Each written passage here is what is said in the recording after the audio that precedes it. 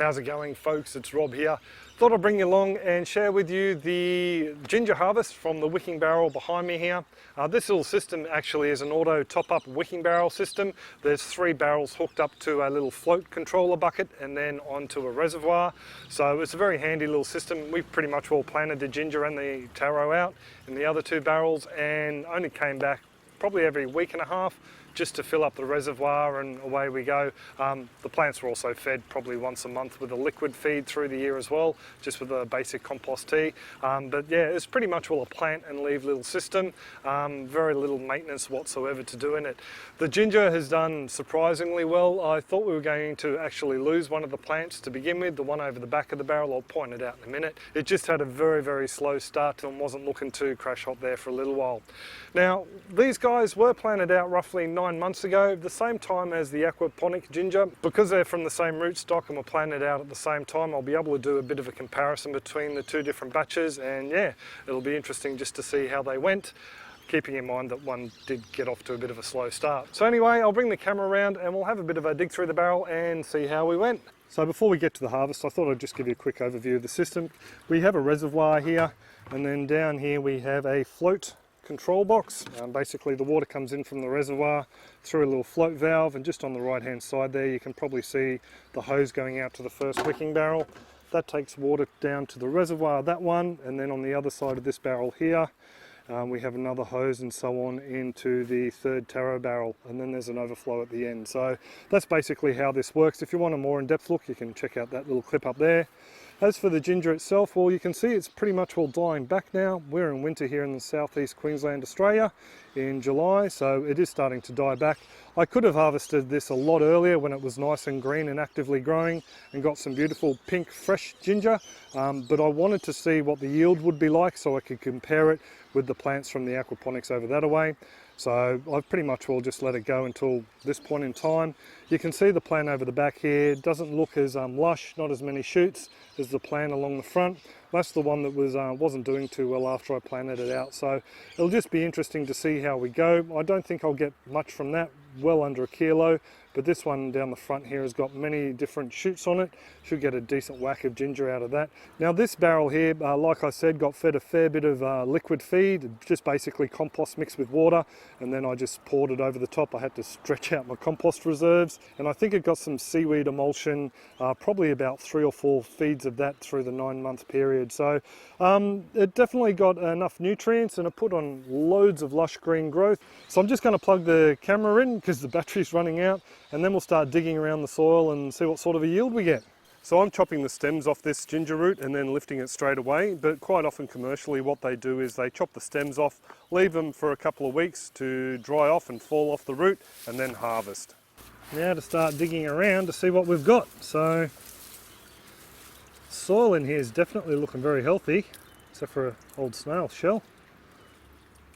So not too sure on how I'm going to tackle this one. The aquaponics was a lot easier. Just a volunteer sweet potato, pull him out. This mulch can just go over into the taro barrel, I think. The aquaponics one was a lot easier to harvest because you're just dealing with clay.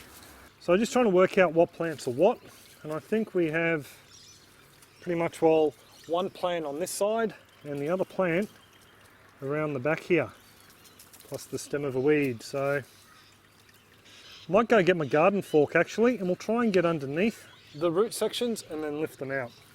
So don't know how successful this is going to be. Just trying to do one plant at a time at the moment. That, looking at the colour of it, is the seed piece. A lot of soil under it. I'll try and get as much of that out as I can, and I just broke it. Just getting the bulk of the soil off now because I'm going to blast it with a hose in a minute just to clean her up. And I think that's it from that plant. Now we'll get the fork under here and see how we go with this lot. This one's looking half decent. And there you go. You can see the big mother section there, how it's a darker colour to this lighter section. So just a bit of a comparison.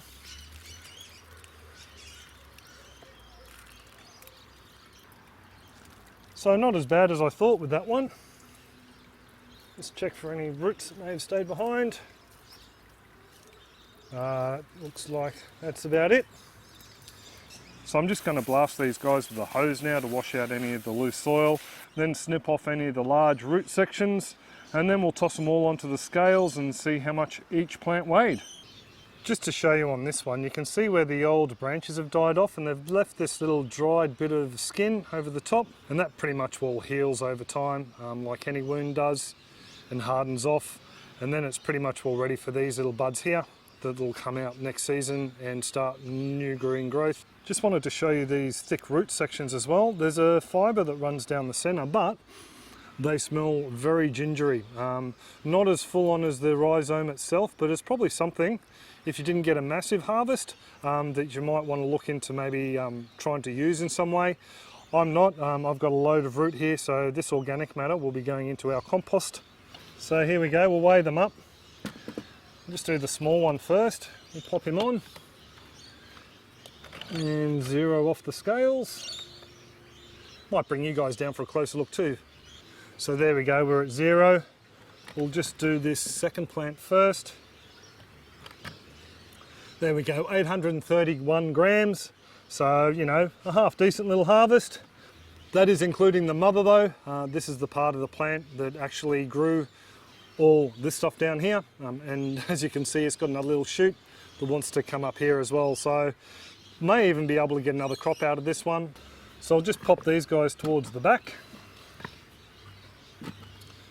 pop him on again, make sure he's 0, yep, and we'll pop on the big piece.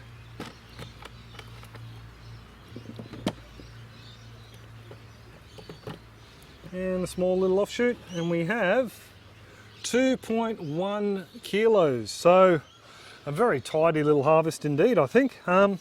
In comparison to the plant in the aquaponics, not as big as the largest one there, but bigger slightly by about 300 grams than the two smaller ones from there. Mind you, if I take the mother out, what have we got?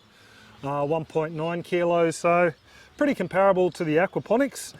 This is what the aquaponic root looked like all over. Whereas this one here, there's a definite tan line almost from the root that was above the soil to this root that was below. And as you can see, there's a beautiful pink tinge to it. So not a bad little harvest at all, with some pretty spectacular looking ginger, I think. So there's the harvest all laid out. The large one down the front, the small one up the back. Like even this mother, I'm feeling inclined to include it as well. It's got shoots that are probably viable, and we could probably, you know, use that in cooking. Nothing too shabby about that. Be able to use it again. The other one, the mother on this plant here, parts of it did rot off, but other than that, there are a few usable pieces we could probably, you know, use in cooking, and it's also trying to shoot again, but yeah, I probably won't plan it out. So even though we got a small one out of this batch, I'm not kicking myself. I mean, out of the 5 plants we grew one under a kilo, so I'm not really complaining about that. The rest of these guys did really well between here and the aquaponics. Just quickly, yield per plant. I couldn't find anything online that would give me a definitive answer on how much you should get weight-wise from a single plant. There's loads of information on how many tons an acre you can expect, but yeah, as for a single plant, from what I've seen online, you're looking at around about 2 kilos being a half decent harvest. Anything over a kilo really is bonus as far as I'm concerned, considering you're generally starting out with a very small piece. As for how we're going to use this, Bianca's already started to dehydrate some of the aquaponic ginger today. She started cutting it up and putting it in, so some of this will probably get dehydrated and others will be preserved as a paste, some frozen and some pickled as well. So not too bad a harvest as far as I'm concerned. Between the aquaponics behind me here and the soil plants, we got a fairly decent yield this year. One thing I didn't mention before is I will be saving probably about 10 pieces or so of this, roughly around about that size, if not smaller. This is the large plant's mother, just to start off next season's crop. This one here is actually going to go in because it's got a few little growth points on it, so we'll plan her out again and see if she can give us another bumper crop. As for growing guides, it's one of the most requested clips I get is, can you do a ginger growing guide? I don't really have anything up at the moment, but I will be doing one in a couple of months' time. We can start to plant these out, by the way, in September here in southeast Queensland, so I'll do a clip at that point.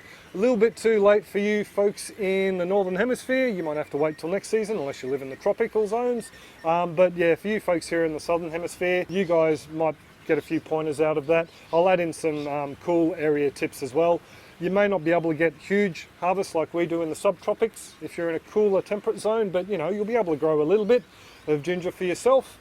You know, it's always great to have a crack at these things, whether you're going to get a bumpy yield or not, I figure. As for the processing, I will be posting the processing clips, so keep an eye out for them. Just how we pretty much will dehydrate it and make up some paste and pickles and whatnot. I would like to thank you all for coming along and having a gander at our clips and sussing out the harvest here today. If this is the first time you've seen one of our clips, I'd love you to hit that little subscribe button up there. You can click on the gear icon and check a little box, and you'll be sent an email every time we upload a clip to YouTube on our small little backyard farm. It might be the aquaponics behind me here or something else that's going on around the patch. You can come along and say g'day and leave a comment in the comment box below if you feel like it. I do hope everyone is well and happy and that you've enjoyed the clip, and I will catch you next time for a water chestnut harvest, I think. Cheers folks, have a great one.